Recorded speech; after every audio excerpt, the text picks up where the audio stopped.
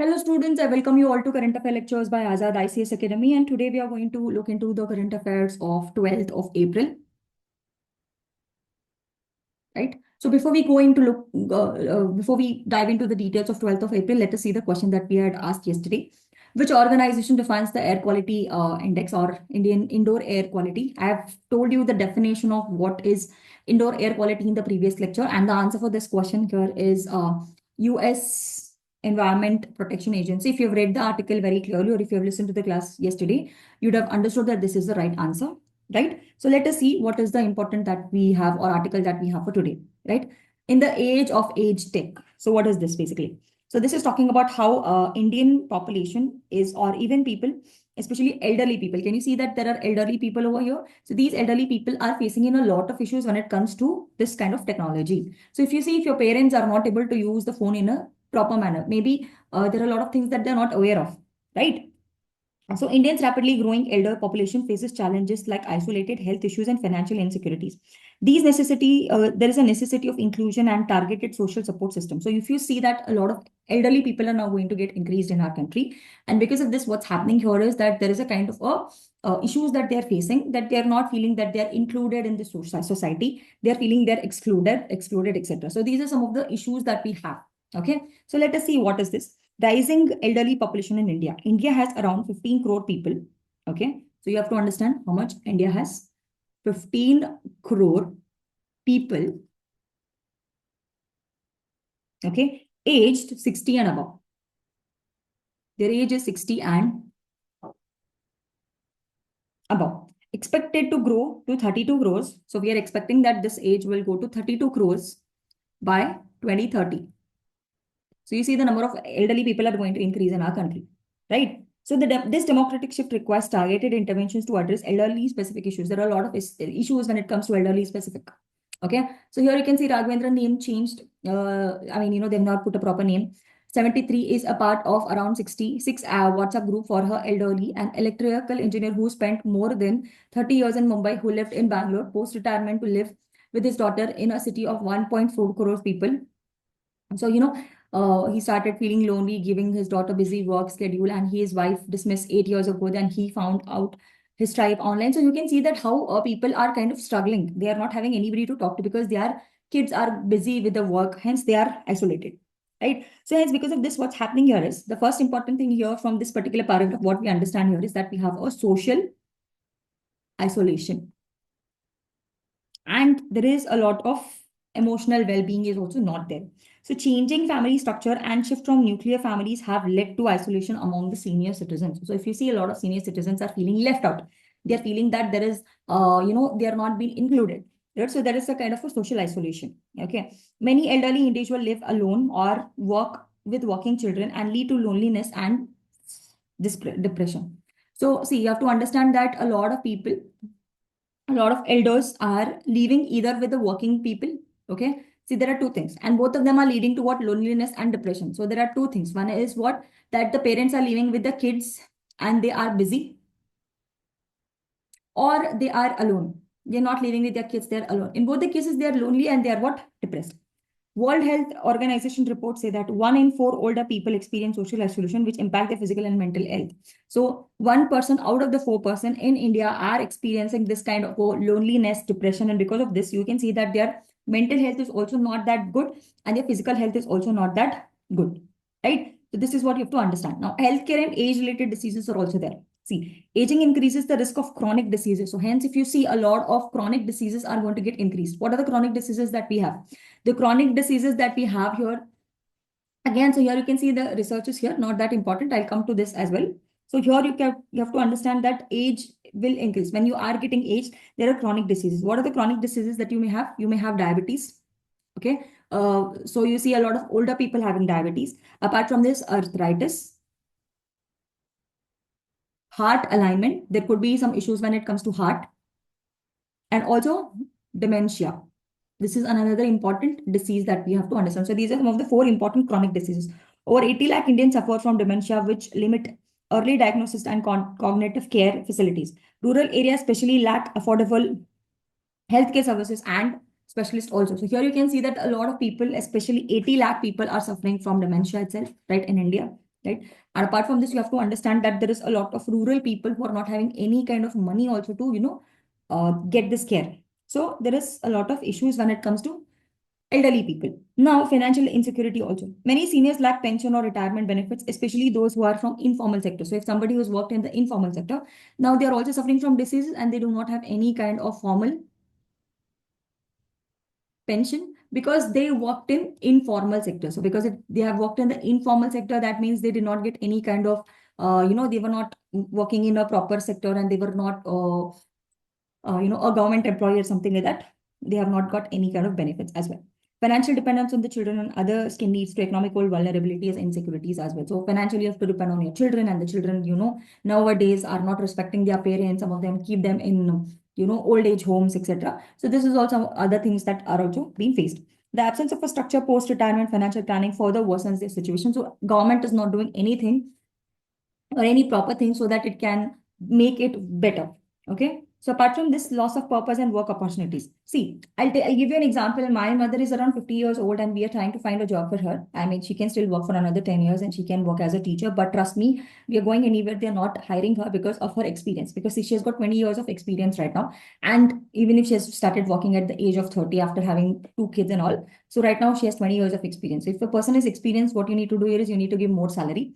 Apart from this, what happens is you can hire younger people with a less amount of salary. So hence, because of this kind of thing, what is happening is the old people are getting less purpose and work opportunities. Many retired professionals still have skills and willingness to contribute, but lack suitable platforms. A growing number of seniors seek part-time or purpose-driven role and stay engaged. Platforms are emerging to bridge this gap, but the demand is much larger than the supply. So here you can see the demand is many people are having skills, but that much amount of work is not there for them, right? Accessibility and mobility challenges also. See, physical limitations such as knee problem, especially you see that older people have a lot of knee problem, a lot of problems with their movement, and hence lack of elder friendly infrastructure in public spaces. Homes limit their mobility as well. Basic tasks like sitting and standing itself, require some kind of assistance if they have joint pains. Apart from this, what is that we have to understand? So we have to invest in age tech cognitive care. So what you have to do here is we have to make sure what is the answer to this. Age tech is a new emerging sector that is hoping answer to the question with the help of technology. With the help of technology, we can solve a lot of problems is what this person is, especially like the people who are Raghavendran, etc. We can help them. So government also and private sector must also provide inclusive policies and community engagement. Supporting financially independence, mental well-being and physical wealth is very, very important for the aging people so that they can live their life with dignity, right? So this is one of the important topic that we have for today. The next important topic that we have for today is related to trade war between no one. We believe in the power of open market, free and fair competition. So there is no trade wars. This is what they are trying to say.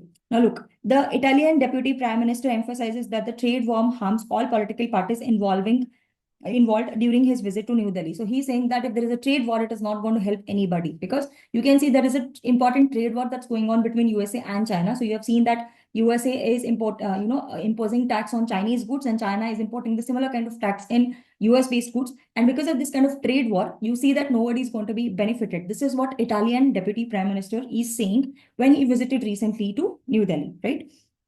He expresses hope of progress in EU-Indian trade talks. So he's talking, okay, forget about other people. Let us be good is what he's trying to say. Let us say that European Union and India's, trade is going to be good, or he's hoping that this is at least going to be good is what he is trying to say. Now, see, we have to understand that there is a lot of problem that it comes when it comes to US. We have seen that Trump's 2.0, there is a lot of changes. And we're also going to discuss a lot of topics when it comes to US tariff. And I want all of you to have a detailed understanding when it comes to Trump 2.0. There are a lot of negative things that are happening and some positive things could be possible. But because of this tariff, there could be a lot of recession also that could trigger in USA is what there is a expected future. We are not sure about this, but yes, these are the talks that we are able to hear. Anyways, so US tariff policies and trade wars. So as I already told you that there is a trade war that's happening between USA and China, point number one. And because of this kind of trade war that is there, it is going to affect the global scenario, global market.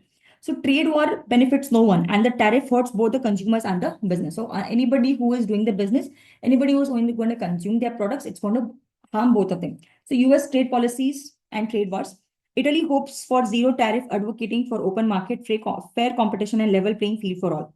The US decision to pause its tariff plan for 90 days is seen as a positive step towards negotiation. So hence, right now, what you have to understand is that US has paused all its tariff-based things for 90 days. And this is a kind of a positive step so that we can have a positive negotiations. So hence, everything is not that worse. For 90 days, there is a kind of a pause that is there. Let us see what is going to happen in future, right?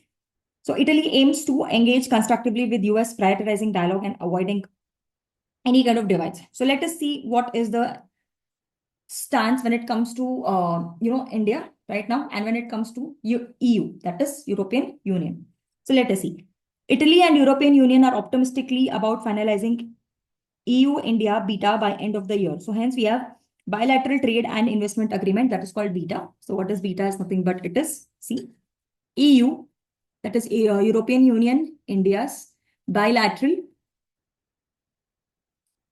trade and investment agreement. So this is called EU-India beta.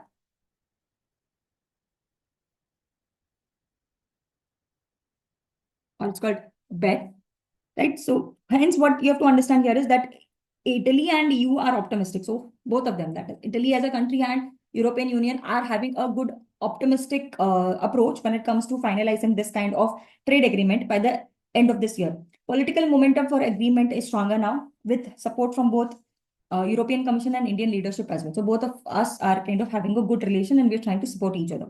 So previous delays in this bilateral agreements were caused issues like tariffs, market accesses for wine, spirit, agriculture, and dairy products. So we have to understand that because of a lot of tariff, we were having a lot of issues when it comes to buying and market accesses to wine and agricultural products, dairy products, etc. So Italy seeking a mutual beneficial and balanced trade agreement with India recognizes that every trade relationship is unique. So hence, see, Italy is trying to build a good relationship right now, and because of this, we can see that every relation is kind of a different thing. Now we have to also understand that the Middle East European Indian corridor that we have, that is IMEC, the Indian Middle East European or Middle East European Indian corridor, okay, has a full potential depending on peace and stability along the route, especially between UAE, Saudi Arabia, Jordan, and Israel. So this is the Middle East Indian corridor that we have. Until the peace is achieved, it will challenge to realize the full potential of this corridor. So hence, if there is no peace, then this corridor is going to be of no use. However, the Italy views that this particular IMEC as a beacon of hope. So it says that this is one of the place where we can have a lot of hope, okay, because acting as a catalyst for religious stability as well. Italy is offering a port also for this project and focusing on infrastructural development. So they are also offering a support here. And because of this also, we can have a lot of infrastructural development is one of the things that we need to worry about and is of concerns. So this is something that we need to understand, that how there is no trade war, and if there is trade war, there is nobody who is going to be of benefit, is what we have to understand, right? Let us see the question that we have for today based on this particular topic. So what is the Italy's long-term vision of tariff? According to Mr. Tanaji is the Tajani is a person who visited India. So hence, look at this. Try to answer this question. They never talked about reduction. They never talked about luxury goods. They never talked about increasing the protect domestic markets. They're talking about zero tariffs. So try to identify, is it correct or no? Try to give your answers in the comment section. If you have any doubts, any suggestions, let me know. We will try to make it better. Thank you so much.